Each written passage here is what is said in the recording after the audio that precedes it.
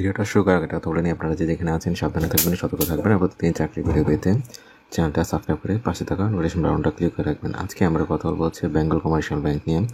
তারা একটা job circular publish করছে। আজকে আমরা সেখানে কথা বলবো। এটা হচ্ছে তাদের অফিসিয়াল ওয়েবসাইট। ভিডিও ডিসক্রিপশনে আমি একটা লিঙ্ক দিয়ে দেবো, এটা ক্লিক করলে ডিটেলসটা আপনারা এখানে পেয়ে যাবেন। আমি রিকোয়ারমেন্টটা একটা নোটপ্যাডে লিখে রাখছি, এই হচ্ছে সেই ডিটেলসটা। এই ডিটেলসটার লিঙ্ক একটা ভিডিও ডিসক্রিপশনে লিঙ্ক আকারে দিয়ে দেবো। এটা ভালো করে আপনারা পড়ে দেন অ্যাপ্লাই করে নিন।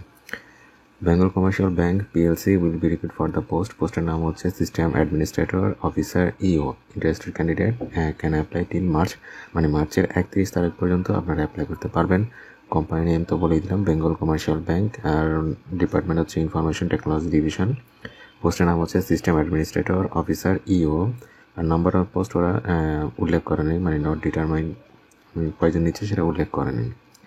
এরপর হচ্ছে এডুকেশনাল কোয়ালিফিকেশন লাগবে হচ্ছে minimum bachelor of science BSc in computer science engineering information technology আর related field from any reputed university with no third division, মানে থার্ড ডিভিশন বা ক্লাস ছাড়া আপনাকে কম্পিউটার সায়েন্স ইঞ্জিনিয়ারিং এই সেক্টরটাতে মানে বিএসসি যেটা সেটা ওরা চাইছে মিনিমাম আর কি।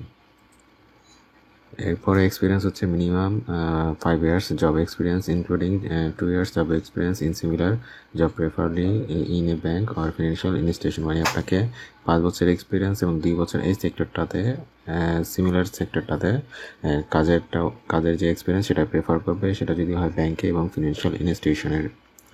স্যালারি হবে নেগোশিয়েবল এবং জব টাইম হবে ফুল টাইম একটা জব। ক্যান্ডিডেটের টাইমগুলো মেল ফিমেল দুজনেই অ্যাপ্লাই করতে পারবেন, এটা স্পেসিফিক তারা বলে নেয়, মানে দুজনেই অ্যাপ্লাই করতে পারেন বোথ আর কি।